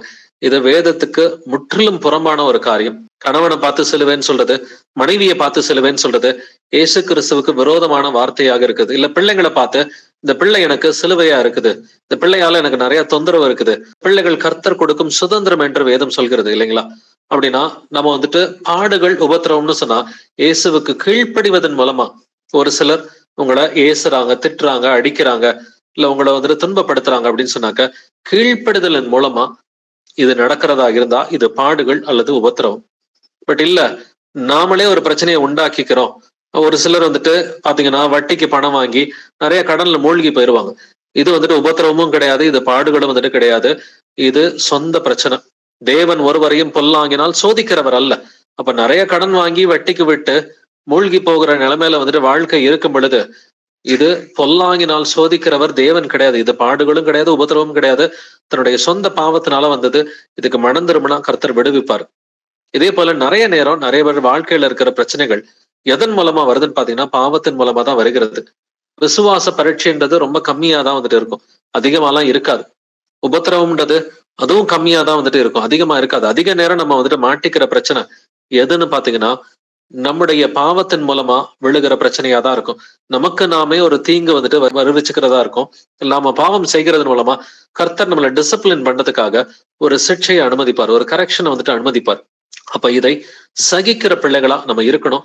பட் இதெல்லாம் தாண்டி வந்து, இந்த சிக்ஷையை தாண்டி வந்து, நம்மால் வருகிற பிரச்சனைகள் எல்லாம் வந்துட்டு தாண்டி வந்து, கடைசியில விசுவாசத்தின் பரீட்சையும் தாண்டி வந்து, நீங்க இதெல்லாம் தாண்டி வந்தீங்கன்னா கடைசியாதான் உங்களுக்கு என்ன இருக்கும்?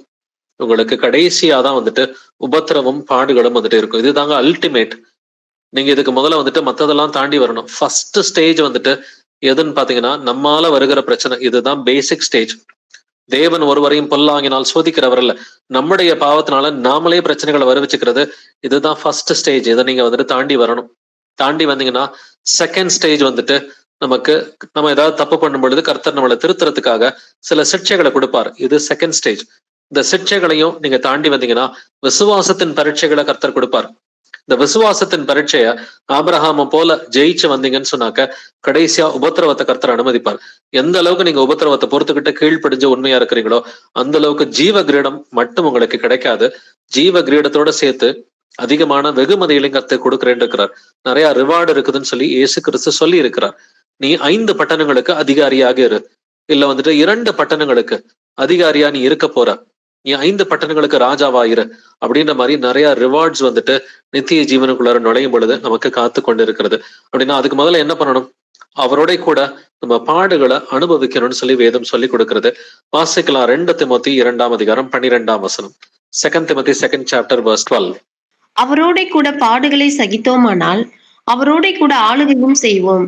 நாம் அவரை மறுதலித்தால் அவரும் நம்மை மறுதலிப்பார். ஆமென். அவரோட கூட பாடுகளை சகித்தோமானால் அவரோட கூட ஆளுகையும் செய்வோம் என்று எழுதியிருக்கிறது. அப்ப பாடுகளை சகிச்சாதான் ஆளுகை செய்ய முடியும். அப்ப பாடுகள் என்றால் என்ன? அவருக்கு கீழ்ப்படிவதன் மூலமா நமக்கு வருகிற பிரச்சனைகள் தான் பாடுகள். இயேசு கிறிஸ்துவுக்கு உண்மையா கீழ்ப்படிஞ்சு அவருடைய சத்தியத்தை பகிரங்கமா அறிவிக்கும் பொழுது உங்களுக்கு ஏதாவது பிரச்சனை வந்துச்சுனாக்க அதுக்கு பேரு பாடுகள், அதுக்கு பேரு உபத்திரவம். அத முதல்ல என்ன பண்ணணுமா? சகிக்கணும்னு சொல்லி வேதம் சொல்லுது. நிறைய பேருக்கு கர்த்தர் வந்துட்டு ஒரு சிக்ஷையை கொடுக்கும் பொழுது இல்ல பாடுகளை அனுமதிக்கும் பொழுது என்ன பண்றாங்க? அவங்களால சகிக்கவே முடியல. ஏன் ஆண்டவர் எனக்கு இப்படி பண்றாருன்னு தெரியல, எனக்கு 3 மாசமா இந்த பிரச்சனையா இருக்குது, 6 மாசமா இந்த பிரச்சனையா இருக்குது, 1 வருஷமா இந்த பிரச்சனையா இருக்குதுன்னு சொல்லி கர்த்தருக்கு விரோதமா முறுமுறுத்துக்கிட்டே இருக்கிறாங்க. முறுமுறுத்தல் வந்துட்டு வேதத்தில் பெரிய பாவம்னு எழுதியிருக்கு. ஏன்னா முறுமுறுத்ததுனாலதான் எகிப்திலிருந்து அடிமைகளா இருந்து புறப்பட்டு வந்த யூதர்கள், விடுதலையாகி வந்த யூதர்கள் வந்துட்டு வனாந்தரத்திலே அநேகர் அழிஞ்சு போனதுக்கு காரணமே இந்த முறுமுறுப்பு தான். வந்துட்டு இயேசு கிறிஸ்து அவங்களுக்கு ஒரு விசுவாசத்தின் பரீட்சையை வந்துட்டு வச்சார். டெஸ்ட்ல பாஸ் பண்ணாதான் கானான் தேசம் இல்லைங்களா? அவங்க அந்த டெஸ்ட்ல அநேகர் ஃபெயில் ஆயிட்டாங்க. அதுல வந்துட்டு அந்த ஜெனரேஷன்ல பாஸ் பண்ணி விசுவாசத்தோட வந்தது காலேபு மற்றும் யோசுவா. காலேபு, யோசுவா இவர்கள் இருவரை தவிர மெஜாரிட்டி இஸ்ரவேல் ஜனங்கள் என்ன பண்ணாங்க? அந்த டெஸ்ட் ஆஃப் ஃபெய்த், அந்த விசுவாசத்தின் பரீட்சை ஒண்ணு இருந்துச்சு. அந்த விசுவாசத்தின் பரீட்சையில அவங்க ஃபெயில் ஆயிட்டாங்க. ஃபெயில் ஆகி கடைசியில என்ன பண்ணாங்க? சகிக்க முடியல அவங்களால. கர்த்தருடைய சிக்ஷைய சகிக்க முடியாம கர்த்தருக்கு விரோதமா பேச ஆரம்பிச்சாங்க. முறுமுறுத்தல் இதுதான் அவங்களுடைய வாயில இருந்துச்சு. அப்ப அவருடைய கூட பாடுகளை சகித்தோமானால் அவருடைய கூட ஆளுகையும் செய்வோம். அப்ப பாடுகள் இருந்தா சகிக்கணும், சோதனை இருந்தா சகிக்கணும்னு சொல்லி கர்த்தர் சொல்றார். விசுவாசத்தின் பரீட்சை இருந்தா பொறுமையோட சகிக்க வேண்டும் என்று வேதம் சொல்கிறது இல்லைங்களா? அப்ப எதுவா இருந்தாலும் பிரச்சனை இருந்துச்சுன்னா முதல்ல சகிக்க பழகணும். நம்ம முறுமுறுத்துக்கிட்டே இருந்தோம்னு சொன்னா, நம்முடைய நாக்குல வந்துட்டு ஏதாவது வார்த்தைகளை போட்டு பேசிக்கிட்டே இருந்தோம்னு சொன்னா, இந்த பிரச்சனை சரியாகல, அந்த பிரச்சனை சரியாகல, ஆண்டவர் வந்துட்டு சும்மா பார்த்துக்கிட்டு இருக்கிறாரு, என்னை வந்துட்டு கவனிக்கிறது கிடையாதுன்னு சொல்லி ஆண்டவருக்கு விரோதமாவே ஏதாவது ஒரு காரியத்தை முறுமுறுத்துக்கிட்டே இருந்தோம்னு சொன்னாக்க அது கர்த்தருக்கு விரோதமான பெரிய பாவமாக மாறிவிடும். அப்ப ஏதாவது ஒரு பிரச்சனை வந்துச்சுன்னா சகிக்கிறதுக்கு பழகணும். டிசர்ன்மெண்ட் வந்துட்டு வேணும். இந்த பிரச்சனை எதனால வந்திருக்கு, என்னுடைய வந்துட்டு பாவத்தினால வந்த ஒரு பிரச்சனையா, நானே எனக்கு உருவாக்கிக்கிட்ட ஒரு பிரச்சனையா, இல்ல இது விசுவாசத்தின் பரீட்சையா, இல்ல கர்த்தர் எனக்கு அனுமதிக்கிற பாடுகளா இருக்கிறதா, இல்ல கர்த்தர் எனக்கு கொடுக்குற ஒரு சிக்ஷையா இருக்குதா, இந்த 4 விஷயத்துல எது அப்படின்னு சொல்லி முதல்ல நம்மை நாமே நிதானிக்கிற பிள்ளைகளா இருந்து அது எதுவா இருந்தாலும் அதை சகித்தால் ஆண்டவர் நமக்கு விடுதலையை கொடுப்பாருன்னு சொல்லி வேதம் சொல்லி கொடுக்கிறது. 2 திமோத்தி 3ஆம் அதிகாரம் வசனம் 11 முதல் 12 வரை வாசிக்கலாம். 2 Timothy chapter 3 verses 11 to 12. அந்தியோகியா, இக்கோனியா, லீஸ்திரா என்னும் பட்டணங்களில் எனக்கு உண்டான துன்பங்களையும் பாடுகளையும் நன்றாய் அறிந்திருக்கிறாய். எவ்வளவோ துன்பங்களை சகித்தேன்.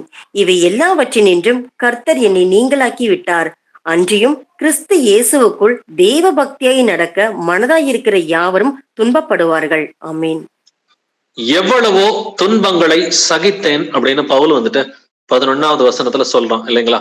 எவ்வளவோ துன்பங்களை சகித்தேன். அவன் சொல்ற துன்பங்கள் எல்லாம் வந்துட்டு இது பாடுகள், உபத்திரவம்.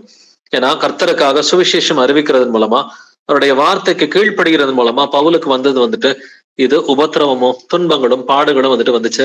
அதை என்ன பண்ணா சகித்தேன் அப்படின்னு சொல்லி சொல்றான். கிறிஸ்து இயேசுவுக்குள் தேவ பக்தியாய் நடக்க மனதாய் இருக்கிற யாவரும் துன்பப்படுவார்கள் என்று எழுதியிருக்கிறது. அப்ப உண்மையா கீழ்ப்படியணும்னு நினைச்சீங்கன்னா உங்களுக்கு நிச்சயமா துன்பங்கள் வந்துட்டு வரும். ஸோ ஃபர்ஸ்ட் ஸ்டேஜை நம்மில் அநேகர் கிராஸ் பண்ணி வந்துட்டோம். நமக்கு நாமளே பிரச்சனையை உண்டாக்கிக்கிட்டு இருந்தோம். நம்முடைய பழைய வாழ்க்கையில, நம்முடைய மாம்சத்துக்குரிய வாழ்க்கையில வந்துட்டு நம்முடைய பாவத்தின் மூலமா நாமளே நிறைய டிராப்ல போய் விழுந்துட்டு நம்முடைய பாவத்தின் மூலமா வந்த விளைவுகளால வந்த சோதனைகளை நம்ம சந்திச்சோம். இது கர்த்தர் நமக்கு கொடுத்தது கிடையாது. வந்துட்டு நம்முடைய பாவத்தின் மூலமா நாமளே நமக்கு பிரச்சனைகளை உண்டாக்கிக்கிட்டோம். பட் அதை ஃபர்ஸ்ட் இனிஷியல் ஸ்டேஜ்ல மனம் திரும்பி இயேசு கிறிஸ்துவின் மேல் உள்ள விசுவாசத்துல அதெல்லாம் தாண்டி வந்தோம்.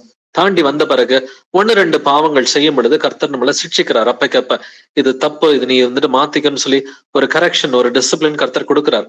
இந்த டிசிப்ளின் இதெல்லாம் தாண்டி வரும் பொழுது ஒரு காலகட்டத்துல நம்ம இயேசு கிறிஸ்துவ நாமத்தினால ஞானஸ்தானம் எடுக்கிறோம் இல்லைங்களா? இயேசு கிறிஸ்து ஞானஸ்தானம் எடுத்தோடனே முதலாவது சோதிக்கப்பட்டார்.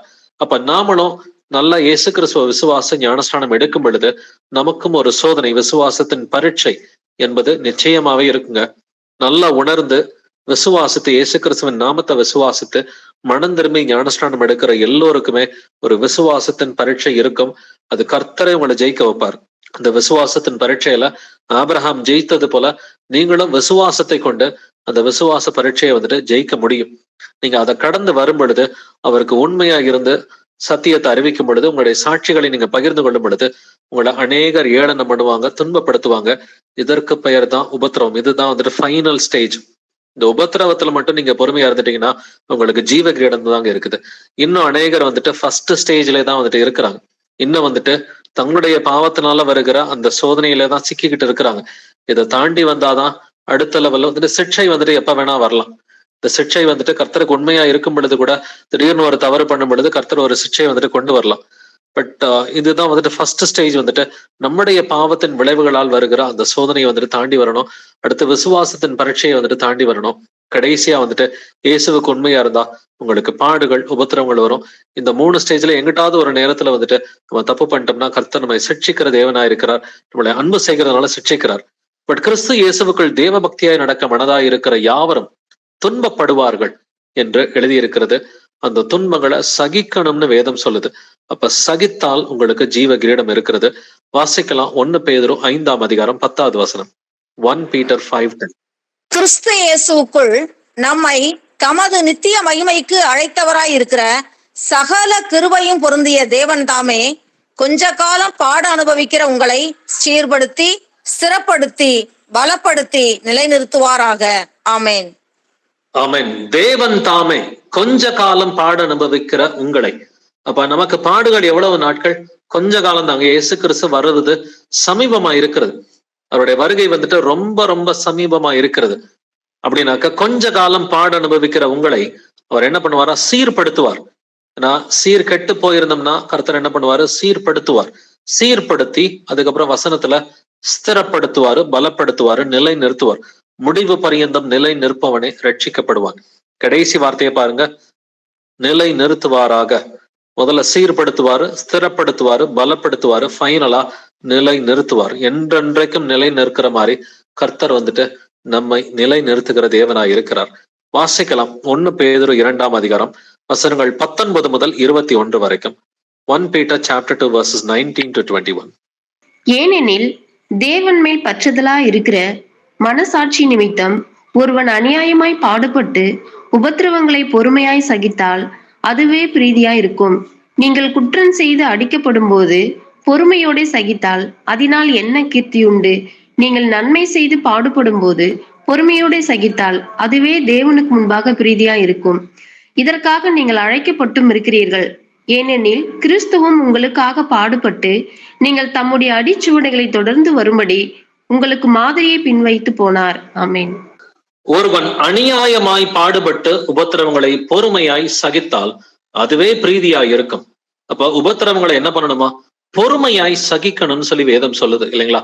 அப்போ ஒரு உபத்திரவம் வருது, உங்களுக்கு ஒரு பிரச்சனை இருக்குதுன்னா முதல்ல என்ன பண்ணணும்? பொறுமையா சகிக்கிறதுக்கு பழகுங்க. வீண் வார்த்தைகளை எடுத்து கொட்ட வேண்டாம். ஏன்னா எகிப்துல இருந்து வந்த ஜனங்கள் வந்துட்டு என்ன பண்ணாங்க? அவங்களுக்கு தண்ணி கிடைக்காம போயிடுச்சு. ஆரம்பத்துல கர்த்தருக்கு விரோதமா முறுமுறுத்தாங்க. அடுத்து சாப்பாடு கிடைக்கலன்னு சொல்லி கர்த்தருக்கு விரோதமா முறுமுறுத்தாங்க. அடுத்து 3வது என்ன முறுமுறுத்தாங்க? எங்களுக்கு வந்துட்டு நான் வெஜிடேரியனே கிடைக்கல, எங்களுக்கு வந்துட்டு எந்த ஒரு கறியோ மீனோ எதுவும் கிடைக்கல அப்படின்ற மாதிரி 3வது காரியத்துல முறுமுறுத்தாங்க. கர்த்தருக்கு அதிகமாவே கோபம் வந்துருச்சு. அவங்களுக்கு காடையை கொடுத்தாரு. கடையை கொடுத்துட்டு வந்துட்டு அவர்களில் அநேகரை சங்காரம் பண்ணினார் என்றும் எழுதி இருக்கிறது.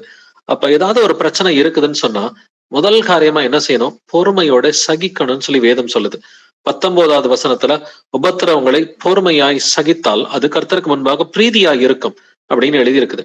20வது வசனத்திலையும் நீங்கள் குற்றம் செய்து அடிக்கப்படும் போது பொறுமையோட சகித்தால் அதுல என்ன பிரயோஜனம் அப்படின்னு சொல்லி கர்த்தர் வந்துட்டு சொல்றார். அப்ப நம்ம குற்றம் செய்து அடிக்கப்படுறத காட்டிலும் நன்மை செய்து பாடுபடும் போது பொறுமையோடு சகித்தால் அதுவே தேவனுக்கு முன்பாக பிரீதியாய் இருக்கும். நீங்க நன்மை செய்து பாடுபட்டீங்கன்னா அதுக்கு பேரு தான் உபத்திரவம். குற்றம் செய்து அடிக்கப்பட்டீங்கன்னா அதுக்கு பேரு உபத்திரவம் கிடையாதுன்றதை நம்ம புரிஞ்சுக்கணும். அப்ப நன்மை செய்து பாடுபடுகிறோமா அல்லது குற்றம் செய்து பாடுபடுகிறோமா? நன்மை செய்து பாடுபட்டால் அது கிறிஸ்துவுக்காக, குற்றம் செய்து பாடுபட்டா அது இயேசுவுக்காக கிடையாது. பட் இயேசுவுக்காக பாடுபடுவதற்கு நீங்கள் அழைக்கப்பட்டவர்களா இருக்கிறீர்கள் அப்படின்னு சொல்லி வேதம் சொல்லி கொடுக்கிறது. அப்படின்னா இயேசு கிறிஸ்து இதற்காக ஒரு மாதிரியை பின் வைத்து போனார். என்ன மாதிரியை அவர் பின் வைத்து போனார்? வாசிக்கலாம். எபிரேயர் 12ஆம் அதிகாரம் வசனங்கள் 2 முதல் 4 வரைக்கும். Hebrews chapter 12 verses 2 to 4.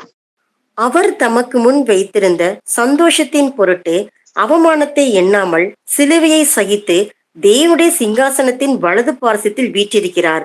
ஆகையால் நீங்கள் இளைப்புள்ளவர்களாய் உங்கள் ஆத்துமாக்களில் சோர்ந்து போகாதபடிக்கு தமக்கு விரோதமாய் பாவிகளால் செய்யப்பட்ட இவ்விதமான விபரீதங்களை சகித்த அவரையே நினைத்து கொள்ளுங்கள். பாவத்திற்கு விரோதமாய் போராடுகிறதில் ரத்தம் சிந்தப்படத்தக்கதாக நீங்கள் இன்னும் எதிர்த்து நிற்கவில்லையே. ஆமீன்.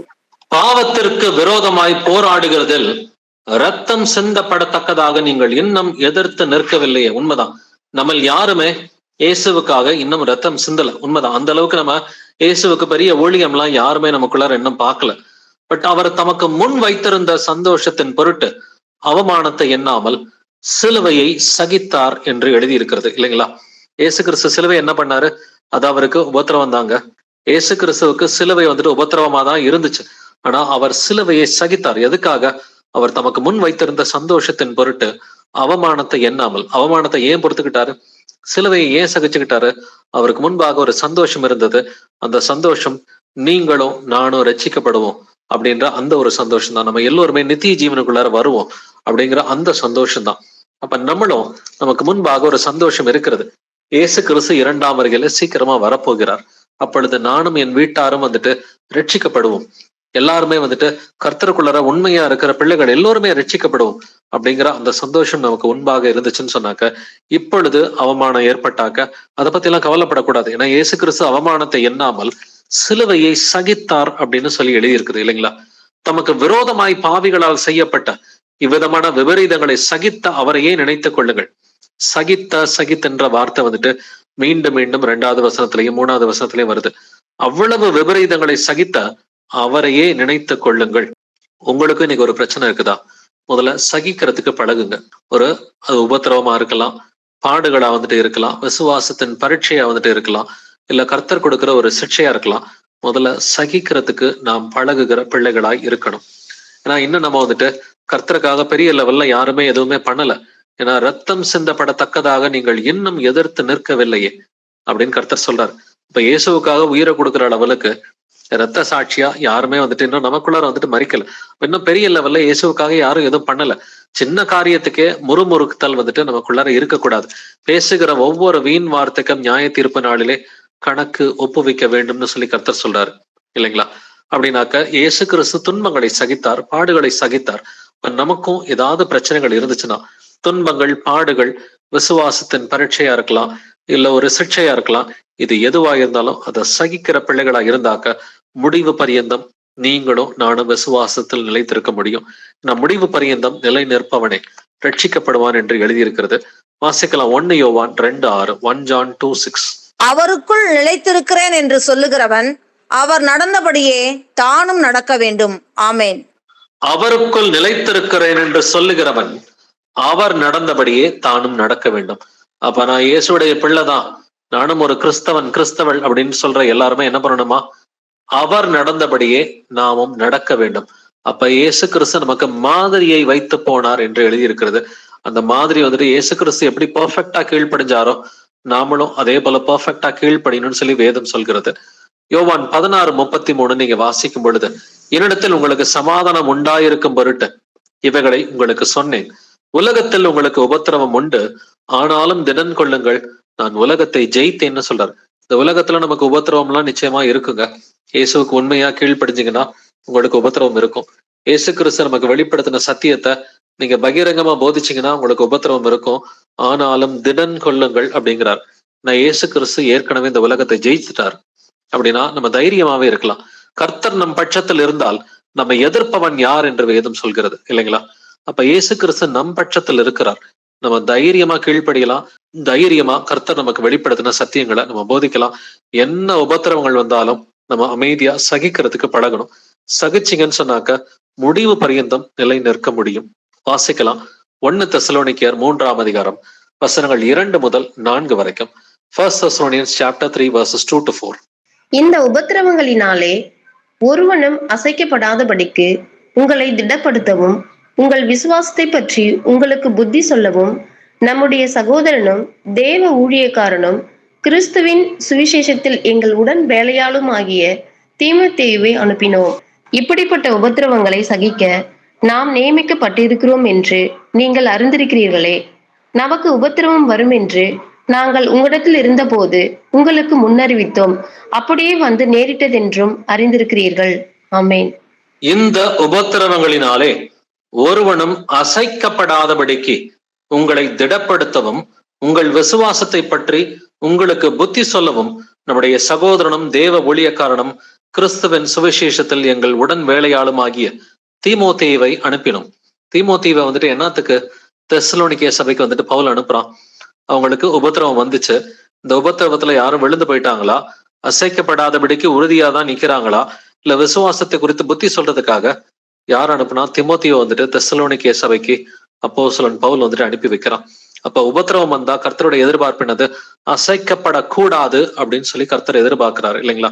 அதே போல 3வது வசனத்துல இப்படிப்பட்ட உபத்திரவங்களை சகிக்க நாம் நியமிக்கப்பட்டவர்களா இருக்கிறோம் என்று நீங்கள் அறிந்திருக்கிறீர்களே. உபத்திரவம் வந்தா என்ன பண்ணணும்? சகிக்கிறதுக்கு தான் நாம் நியமிக்கப்பட்டிருக்கிறோம் இல்லைங்களா? அதை குறித்து எப்பொழுதும் முறுமுறுக்கிறதுக்கு நாம் நியமிக்கப்படவில்லை. உங்களுக்கு ஒரு பிரச்சனை இருக்குதா, முதல்ல சகிக்கிறதுக்கு பழகுங்க. அதை குறித்து முறுமுறுக்கிறதுக்கு பதிலா அமைதியா சகிக்கிறதுக்கு பழகுங்க. உங்களுடைய விண்ணப்பங்களை தேவனுக்கு தெரியப்படுத்துங்க. இயேசு கிறிஸ்துவுக்கு நீங்க தெரியப்படுத்திட்டீங்கன்னா அவரு பாத்துக்குவார். அதை எப்படி சால்வ் பண்றதுன்னு சொல்லி அவருக்கு நல்லாவே தெரியும். நம்முடைய நாவுனால வந்துட்டு இது சரியில்லை அது சரியில்லைன்னு சொல்லி வனாந்தரத்துல இருந்த இஸ்ரவேல் ஜனங்களை போல முறுமுறுக்காமல் நாம் உபத்திரவங்களை சகிக்கிறதுக்கு பழகணும். நமக்கு உபத்திரவம் வரும் என்று நாங்கள் உங்களிடத்தில் இருந்தபோது உங்களுக்கு முன்னறிவித்தோம், அப்படியே வந்து நேரிட்டதென்றும் அறிந்திருக்கிறீர்கள். உபத்திரவம் வந்தாக்க சகிக்கிற பிள்ளைகளாய் இருப்போம். 1 கொரிந்தியர் 4:12 வசனம் வாசிக்கலாம். 1 Corinthians 4:12. எங்கள் கைகளினாலே வேலை செய்து பாடுபடுகிறோம், வையப்பட்டு ஆசீர்வதிக்கிறோம், துன்பப்பட்டு சகிக்கிறோம். ஆமென். எங்கள் கைகளினாலே வேலை செய்து பாடுபடுகிறோம், வையப்பட்டு ஆசீர்வதிக்கிறோம், துன்பப்பட்டு சகிக்கிறோம். துன்பப்பட்டா என்ன பண்ணணுமா? சகிக்கணும் அப்படின்னு வேதம் சொல்லுது இல்லைங்களா? வேலை செய்து பாடுபடுகிறோம், துன்பப்பட்டு சகிக்கிறோம். உங்களுக்கு துன்பங்கள் வந்துச்சுனாக்க சகிக்கிறதுக்கு பழகுங்க. முடிவு பரியந்தம் நிலை நிற்பவனே ரட்சிக்கப்படுவான். 2 கொரிந்தியர் 1:6 வாசிக்கலாம். 2 Corinthians 1:6. ஆதலால் நாங்கள் உபத்திரப்பட்டாலும் அது உங்கள் ஆறுதலுக்கும் ரட்சிப்புக்கும் ஏதுவாகும். நாங்கள் ஆறுதல் அடைந்தாலும் அதுவும் உங்கள் ஆறுதலுக்கும் ரட்சிப்புக்கும் ஏதுவாகும். நாங்கள் பாடுபடுகிறது போல நீங்களும் பாடுபட்டு சகிக்கிறதுனாலே அந்த ரட்சிப்பு பலன் செய்கிறது. ஆமேன். நாங்கள் பாடுபடுகிறது போல நீங்களும் பாடுபட்டு சகிக்கிறதுனாலே அந்த ரட்சிப்பு பலன் செய்கிறது. சோ நீங்க பாடுகளை சகிச்சாதாங்க உங்களுக்குள் ரட்சிப்பு வந்துட்டு பலன் செய்யும். பாடுகளை சகிக்கலன்னு சொன்னாக்க ரட்சிப்பு பலன் செய்யாது. அப்ப அந்த பாடுகளை சகிக்கிறது, இதுக்கு இங்கிலீஷ்ல அழகா வந்துட்டு ஒரே வார்த்தை என்டியூர் அல்லது என்டியூரன்ஸ் அப்படின்ற ஒரே வார்த்தை இருக்குது. அப்ப பாடுகள் வரும் பொழுது சகிக்கிறது, அந்த கடைசி வரைக்கும் நிலைத்திருப்பது என்டியூரன்ஸ். இந்த என்டியூரன்ஸ் இருக்கணும் அப்படின்றத கர்த்தர் நம்மிடம் எதிர்பார்க்கிறவராய் வந்துட்டு இருக்கிறார். வாசிக்கலாம் 2 தெசலோனிக்கேயர் 1:4 வசனம். 2 Thessalonians 1:4. நீங்கள் சகிக்கிற சகல துன்பங்களிலும் உபத்திரவங்களிலும் பொறுமையையும் விசுவாசத்தையும் காண்பிக்கிறது நிமித்தம் உங்களை குறித்து நாங்கள் தேவனுடைய சபைகளில் மேன்மை பாராட்டுகிறோம். ஆமென். அப்போஸ்தலன் பவுல் வந்துட்டு தெசலோனிக்கே சபையை குறித்து மேன்மை பாராட்டுகிறான். என்ன காரியத்தை சொல்லி? நீங்கள் சகிக்கிற சகல துன்பங்களிலும் உபத்திரவங்களிலும் பொறுமையையும் விசுவாசத்தையும் குறித்து வந்துட்டு மேன்மை பாராட்டுகிறான். அப்ப ஒரு விசுவாசி வந்துட்டு இயேசு கிறிஸ்துவின் பிள்ளை சீஷர்களா இருக்கிற நாம் வந்துட்டு துன்பங்கள் வரும் பொழுது சகித்தோம்னு சொன்னாக்க, இல்ல உபத்திரவங்களை குறிச்சு நம்ம பொறுமையா நடந்துகிட்டாக்க, உபத்திரவம் வரும் பொழுது விசுவாசத்தை காண்பிச்சோம்னு சொன்னாக்க, நம்மை குறித்து நம்முடைய சகோதர சகோதரிகள் என்ன பண்ணுவாங்களா வந்துட்டு சபைகளில் மேன்மை பாராட்டுவார்கள். ஆனா பிரச்சனை வரும் பொழுது நம்மளுடைய நாக்கு சும்மா இல்லாம வீண் வார்த்தைகளை பேசிக்கிட்டு அலப்பிக்கிட்டு, இல்ல எனக்கு ஏன் இந்த பிரச்சனை வந்திருக்குது, இல்ல என்னையோட இவங்க பெட்டரா இருக்கிறாங்க, மற்றவங்களை பார்த்து பொறாமப்பட்டுக்கிட்டு, இல்ல பழைய வாழ்க்கையை நினைச்சுக்கிட்டு வந்துட்டு நம்ம எமோஷனல் ஆகிட்டு. ஏன்னா பழைய வாழ்க்கையை குறிச்சுதான் வந்துட்டு எகிப்துல இருந்த வாழ்க்கையை குறிச்சு அந்த வனாந்தரத்துல இருந்து இஸ்ரவேல் மக்கள் பேசிக்கிட்டு இருந்தாங்க. நாங்க எகிப்துல இருந்தப்ப நல்ல சாப்பாடு சாப்பிட்டுக்கிட்டு இருந்தோம். இன்னைக்குமே இயேசு கிறிஸ்துவை ஏத்துக்கிட்டு அந்த புதிய வாழ்க்கையை காட்டிலும் பழைய வாழ்க்கை நல்லா இருந்துச்சுன்னு நினைக்கிற நிறைய பேர் இருக்கத்தான் வந்துட்டு செய்யறாங்க. கர்த்தர் அதனாலதான் அவங்களெல்லாம் அழிச்சு போட்டுட்டாரு. ஏன்னா பழைய வாழ்க்கை பெட்டரா இருந்துச்சுன்னாங்க. பழைய வாழ்க்கையில நமக்கு கர்த்தர் யாருன்னே வந்துட்டு தெரியாது, அவருடைய வசனங்கள் தெரியாது. இன்னைக்கு இருக்கிற வாழ்க்கை ஒரு சில துன்பங்கள் உபத்திரவங்கள் இருந்தாலும் இந்த வாழ்க்கை தான் நல்ல வாழ்க்கை அப்படின்றத நம்ம புரிஞ்சுக்கணும். அப்ப துன்பங்கள் வந்துச்சுன்னா சகிக்கணும், உபத்திரவங்கள் வந்தா பொறுமையா இருக்கணும்ன்றத கர்த்தர் நமக்கு சொல்லி கொடுக்கிறார். வாசிக்கலாம் 2 திமோத்தி 1:8. 2 Timothy 1:8. ஆகையால் நம்முடைய கர்த்தரை பற்றிய சாட்சியை குறித்தாவது அவர் நிமித்தம் கட்டப்பட்டிருக்கிற என்னை குறித்தாவது நீ வெட்கப்படாமல் தேவ வல்லமைக்கேற்றபடி சுவிசேஷத்திற்காக என்னோட கூட தீங்கு அனுபவி. ஆமீன். தேவ வல்லமைக்கு ஏற்றபடி சுவிசேஷத்திற்காக என்னோட கூட தீங்கு அனுபவி.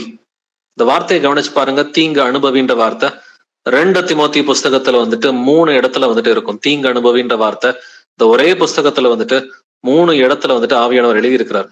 தீங்கு அனுபவிப்பதற்காக, உங்களுக்கு துன்பங்கள் வந்தா அதை சகிப்பதற்காக, அனுபவிப்பதற்காக தான் கர்த்தர் வந்துட்டு நம்ம வந்துட்டு படைத்திருக்கிறார். அதை அனுபவிச்சீங்கன்னா, அதை சகிச்சீங்கன்னா, பொறுமையோட இருந்தீங்கன்னா உங்களுக்கு ஜீவ கிரீடம் காத்துக்கிட்டு இருக்குது. 2 திமோத்தி 2:3 வசனத்தை வாசிக்கலாம். நீயும் இயேசு கிறிஸ்துவுக்கு நல்ல போர் சேவகனாய் தீங்கு அனுபவி. ஆமேன். நீயும் இயேசு கிறிஸ்துவுக்கு நல்ல போர் சேவகனாய் தீங்கு அனுபவி. இந்த வார்த்தையை தீங்கு அனுபவின்ற வார்த்தைய 2 திமோத்தி 1:8 படிச்சோம். இப்ப 2 திமோத்தி 2:3 படிக்கிறோம். முதல் அதிகாரத்திலையும் தீங்கு அனுபவின்னு எழுதியிருக்கு, 2வது அதிகாரத்திலையும் தீங்கு அனுபவின்னு எழுதியிருக்கு. எப்படியா? நல்ல போர் சேவகனாய். ஒரு போர் சேவகனா எப்படி இருக்கணும்? எபேசியர் 6ஆம் அதிகாரத்துல ஒரு போர் சேவகன்னா சத்தியம் என்னும் கச்சை இருக்கணும், நீதி என்னும் மார்க்கவசம் இருக்கணும், சமாதானத்தின் சுவிசேஷத்துக்குரிய ஆயத்தம் என்கிற பாத ரட்சை வந்துட்டு இருக்கணும். அதே போல வந்துட்டு ரட்சணம் என்னும் தலை சீரா இருக்கணும், தேவ வசனமாகிய ஆவியின் பட்டயம் இருக்கணும், விசுவாசம் என்கிற கேடகம் வந்துட்டு இருக்கணும். இந்த 6 ஆயுதங்கள் இருக்கணும். எல்லாவற்றுக்கும் மேலாக ஆவியிலே ஜெபம் பண்ணுகிற பிள்ளைகளா இருக்கணும். இந்த 6+1 இந்த 7 விஷயங்கள் இருந்தாதான் போர் சேவகன் என்று எழுதி இருக்கிறது இல்லைங்களா? அப்ப இந்த போர் சேவகனா இருந்தோம்னு சொன்னாக்க சில உபத்திரவங்கள் வரும். ஆனா கர்த்தர் நம்மிடம் சொல்வது தீங்கு அனுபவின்னு சொல்றாரு. உபத்திரவங்கள் வந்தா பொறுத்துக்கோ அப்படின்னு சொல்லிதான் கர்த்தர் நமக்கு சொல்லி கொடுக்கிறாரு. வாசிக்கலாம் 2 தீமோத்தேயு 4:5 2 Timothy 4:5. நீயோ எல்லாவற்றிலும் மன தெளிவுள்ளவனாயிரு, தீங்கு அனுபவி, சுவிசேஷகனுடைய வேலையை செய், உன் ஊழியத்தை நிறைவேற்று. ஆமென். நீயோ எல்லாவற்றிலும் மன தெளிவுள்ளவனாயிரு. எதுலலாம் மன தெளிவோட இருக்கணும்? எல்லாவற்றிலும் மன தெளிவோட வந்துட்டு இருக்கணும். தீங்கு அனுபவி, சுவிசேஷகனுடைய வேலையை செய், உன் ஊழியத்தை நிறைவேற்று. அப்ப தீங்கு அனுபவிப்பதற்கு இயேசு கிறிஸ்துவுக்கு நீங்க உண்மையா கீழ்ப்படியும் பொழுது உங்களுக்கு உபத்திரவங்கள் வரத்தாங்க செய்யும். அதன் மத்தியில சந்தோஷமா இருக்க முடியும்.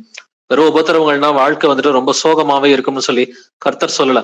நீங்க கீழ்ப்படிவதன் மூலமா சந்தோஷமா இருப்பீங்க. மற்றவர்களுக்கு சத்திய சுவிசேஷத்தை அறிவிக்கிறதன் மூலமா ரொம்பவுமே சந்தோஷமா இருப்பீங்க. சோ இதன் மத்தியில உங்களுக்கு பாடுகள் வருதுன்னா அந்த பாடுகளையும் சந்தோஷத்தோட கூட பொறுத்துக்கிறதுக்கு கர்த்தர் பேலன்ஸ் செய்வார் நமக்கு. வாசிக்கலாம் 1 Timothy 4:15. 1 Timothy 4:15. நீ தேறுகிறது யாவருக்கும் விளங்கும்படி இவைகளையே சிந்தித்துக் கொண்டு இவைகளிலே நிலைத்திரு. ஆமென். நீ தேறுகிறது யாவருக்கும் விளங்கும்படி இவைகளையே சிந்தித்துக் கொண்டு இவைகளிலே நிலைத்திரு. அப்ப வசனத்தையே சிந்திச்சுக்கிட்டு வசனத்திலே நிலைச்சிருந்தா நீங்கள் தேறுவது எல்லாருக்குமே தெரியுங்க. நீங்க வசனத்துல தேறுனீங்கனாக்க, நீங்க வசனத்தையே சிந்திச்சுக்கிட்டு வசனத்திலே நிலைச்சிருந்தீங்கன்னா நீங்கள் தேறுவது எல்லோருக்கும் வெளிப்படையா தெரியும். நீங்க ஆவியில எப்படி வளர்றீங்கன்றத உங்களோட சுத்தி இருக்கிற பிரதர்ஸ் அண்ட் சிஸ்டர்ஸ் எல்லாருமே ஈஸியா தெரிஞ்சுக்குவாங்க. இப்படிதான் வந்துட்டு வசனத்துல நிலைத்திருக்க முடியும். வசனத்துல நிலைத்தெரிஞ்சிங்கன்னா கர்த்தர்ல வந்துட்டு இயேசு கிறிஸ்துவுக்குள்ளார நிலைச்சிருக்கிறீங்க. இயேசு கிறிஸ்துவுக்குள்ளார நிலைச்சிருந்தீங்கன்னு சொன்னாக்க முடிவு பரியந்தம் நிலைத்திருக்க முடியும். வாசிக்கலாம் 1 Timothy 4:16. உன்னை குறித்தும் உபதேசத்தை குறித்தும் எச்சரிக்கையாயிரு, இவைகளில் நிலை கொண்டிரு. இப்படி செய்வாயானால் உன்னையும் உன் உபதேசத்தை கேட்பவர்களையும் ரட்சித்துக் கொள்ளுவாய். ஆமென். உன்னை குறித்தும் உன் உபதேசத்தை குறித்தும் எச்சரிக்கையாயிரு. அப்ப நாம என்ன பண்றோம் அப்படின்ற நம்முடைய கீழ்ப்படிதலை குறித்து நம்ம எச்சரிக்கையா இருக்கணும். நம்ம என்ன போதிக்கிறோன்ற அந்த உபதேசத்தை குறித்து நம்ம எச்சரிக்கையா, இது கரெக்டா தான் போதிக்கிறோமா அப்படின்றத குறிச்சும் நம்ம எச்சரிக்கையா இருக்கணும். இவைகளில் நிலை கொண்டிரு. நம்ம என்ன போதிக்கிறோமோ அதை நாமளே கடைபிடிக்கணும் இல்லைங்களா? இவைகளில் நிலை கொண்டிரு. இப்படி செய்வாயானால் உன்னையும் உன் உபதேசத்தை கேட்பவர்களையும் ரட்சித்துக் கொள்ளுவாய். நீங்க மட்டும் ரட்சிக்கப்பட மாட்டீங்க. உங்களுடைய பிரசங்கத்தை கேட்கிற எல்லாரையுமே ரட்சிப்புக்குள்ளார வழிநடத்துற பிள்ளையா தான் நீங்க இருக்க முடியும் இல்லைங்களா? இதுக்கு நம்ம செய்ய வேண்டியது அடிப்படையில என்னது? நம்மளை குறிச்சு நம்ம எச்சரிக்கையா இருக்கணும். நம்முடைய உபதேசத்தை குறித்து நம்ம எச்சரிக்கையா இருக்கணும். அவைகள்ல நிலை கொண்டு இருக்கணும். நடக்கிற பிள்ளைகளா வந்துட்டு இருக்கணும்.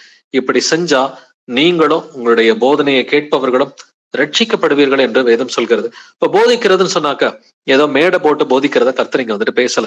உங்க வீட்டார்ட்ட பேசுங்க, உங்க கணவர்கிட்ட, உங்க மனைவி கிட்ட, உங்க பிள்ளைகள்கிட்ட, உங்க அப்பா அம்மா, உங்க தாத்தா பாட்டி, இல்ல உங்களுடைய மாமா சித்தப்பா பெரியப்பா, நண்பர்கள், பக்கத்து வீடு எய்த்து வீடு, பழைய சபையில வந்துட்டு இருந்தவங்க, இல்ல ஆபீஸ்ல வேலை பாக்குறவங்க, இல்ல உங்க வீட்டுக்கு வேலை செய்ய வரவங்க, இப்படி எவ்வளவோ கான்டாக்ட்ஸ கர்த்தர் நமக்கு நிறையவே கொடுத்திருக்கிறார்.